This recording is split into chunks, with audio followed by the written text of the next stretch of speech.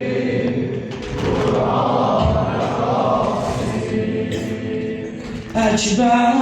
ölübdi qalmaram bu çöldə salim, bu çöldə salim.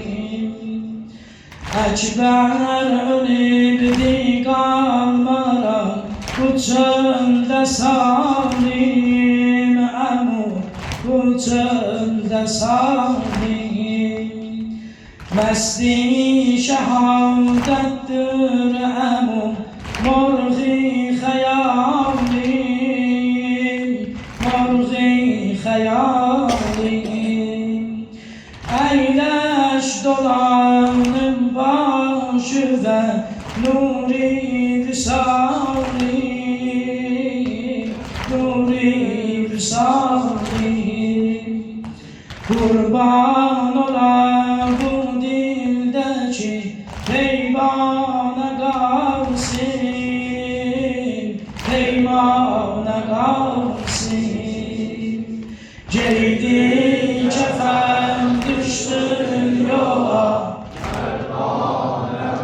Kerbela'da yeselam, dağdan verip olsun feda.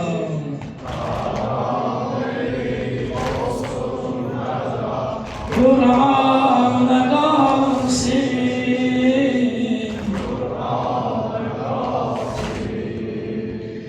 damen senindir elmenim, ahir emucan, ahir emucan. Damen senindir elmenim, ahir emucan.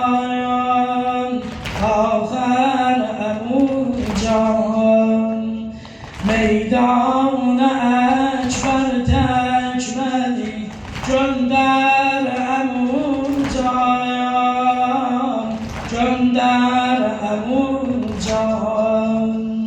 Az kalbimi kanemedim gönder emucan, gönder emucan. Olma gelsin deha Afgan'a kalsın, Afgan'a kalsın.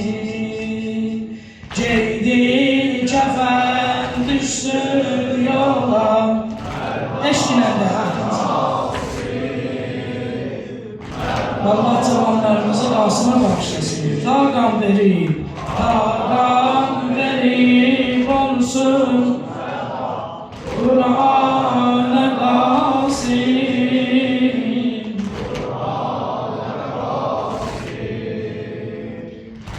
Allah Teala İmam Hüseyin Aleyhisselam'ın, yar-ı ensarının, şühedaların katillerine ləhnet eylesin inşallah.